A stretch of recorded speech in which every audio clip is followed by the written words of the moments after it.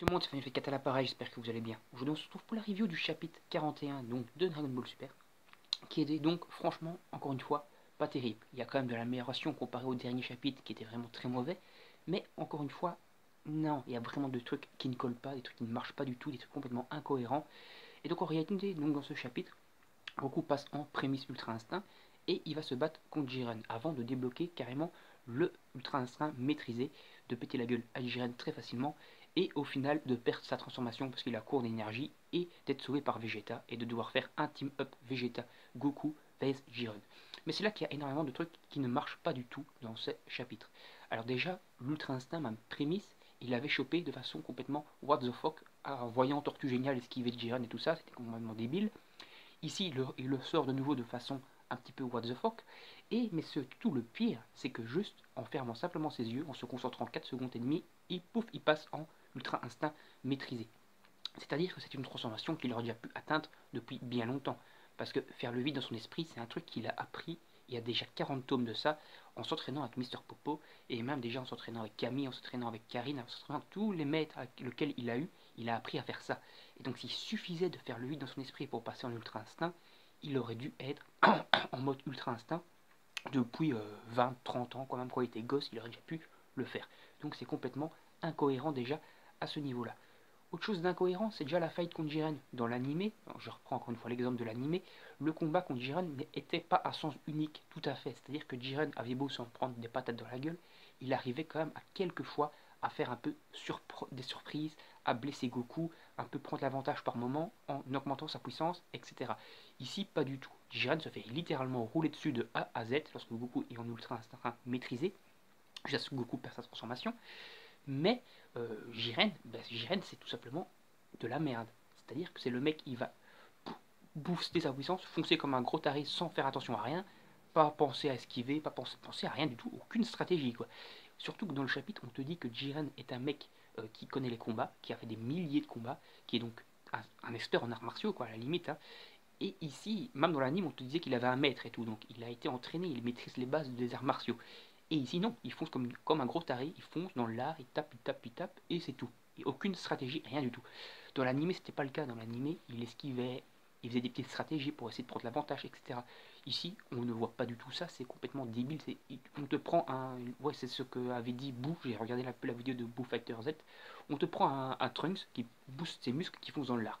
Et ici, c'est exactement en fait le même délire, c'est-à-dire on te ressort un personnage qui ne compte que sur la force, que sur les muscles, que sur la force physique, et qui a rien dans le crâne, et qui fonce n'importe comment, et qui se fait donc battre facilement parce qu'il réagit pas, il fait que des conneries, quoi, tout simplement. Donc c'était déjà donc incohérent à ce niveau-là. Le pire truc incohérent, comme je vous l'ai dit, c'est la transformation en Goku, Nintendo Goku maîtrisé, qui se faisait en 4 secondes,5, alors que pas du tout, hein, c'est complètement illogique. C'est encore une fois, je vais encore prendre un petit exemple que Fighter Z a dit dans sa vidéo, parce que je le rejoins énormément là-dessus. C'est qu'en fait, à la fin de Dragon Ball Super Anime, pour expliquer pourquoi éventuellement il n'y aura plus de Nintendo Goku dans le film Broly, Goku explique qu'il a réussi vraiment par chance à atteindre le Nintendo Goku, mais qu'il ne pourra plus le faire parce qu'en fait il a vraiment galéré pour l'atteindre et qu'il ne sait pas comment il a réussi. Ici, s'il suffit juste de fermer ses yeux, de se concentrer 4 secondes et d'atteindre le Nintendo Goku, je vois pas comment Goku ne pourrait plus le faire contre Broly après, ça serait complètement débile. Même si ça a été confirmé, c'est un par Toriyama dans une interview, que le manga Broly fait par Toyotaro sera donc différent encore une fois de l'animé et du film. C'est-à-dire que le film et l'animé vont prendre un, un tournant plutôt décidé par la Toei, donc avec pourquoi pas Amite no Goku qui va revenir mais en mode galère, alors que dans Broly, peut-être dans le manga quoi papier, Toyotaro lui va partir dans le fait que peut-être le Mito Goku il maîtrise et qu'il va passer en Mito no Goku facilement et se battre contre Broly très facilement directement en Mito no Goku maîtrisé et tout le bazar sans aucun souci. Donc ça sera complètement différent parce que s'ils partent dans le même délire que dire qu'ils n'arrivent plus à le faire, non, c'est pas possible. Ça serait complètement incohérent.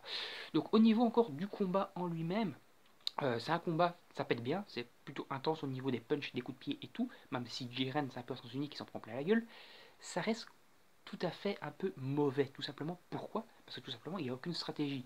T'as Jiren qui fonce dans l'art, il frappe, Goku esquive, il leur frappe, il lui pète la gueule, comme ça, à la chaîne pendant 5-6 fois, ça se passe comme ça. Et c'est complètement, c'est du ping-pong, quoi. Même pas du ping-pong, comment dire, du flipper, quoi.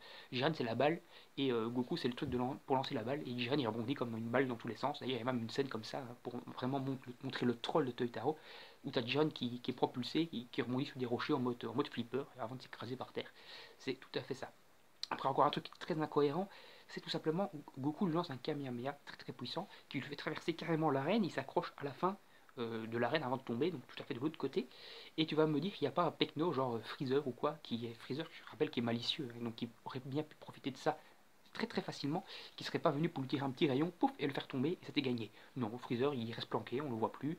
C17, on sait qu'il va revenir, il reste planqué, on le voit plus. Vegeta, il regarde là en mode spectateur, alors qu'il n'est pas sur les gradins, il est toujours dans le combat, mais il regarde là en mode bas les couilles, alors que Jiren aurait pu largement tomber depuis très très longtemps dans ce chapitre. Et donc ça c'est complètement, encore une fois, débile, mais de chez débile. Autre chose encore, mais qui est encore pire, c'est à la fin, donc, on a Goku et Vegeta en mode normal, Vegeta qui est fatigué aussi, Goku qui est complètement mort crevé, Jiren qui, normalement, semble un peu plus en forme qu'eux, parce qu'en final, il n'a pas perdu sa transformation, il libère son aura, quoi, plutôt, comme il faisait avant.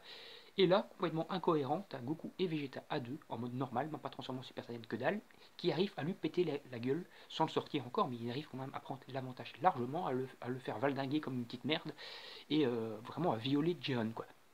Donc on va m'expliquer déjà comment un Goku, Mitene Goku, mes couilles sur ton front, qui a donc au moins 6 transformations de plus que sa forme normale, a autant galéré à sortir Jiren. Alors qu'en mode normal, avec l'aide de Vegeta, tous les deux morts crevés, ils arrivent à faire exactement la même chose contre Jiren. C'est-à-dire que la transformation Mitene Goku, au final, c'est encore plus faible qu'un Super Saiyan Blue. Non, aucune cohérence. C'est complètement crétin. Moi, je défendais le manga, j'ai essayé de le défendre plusieurs fois, mais là, c'est indéfendable, quoi.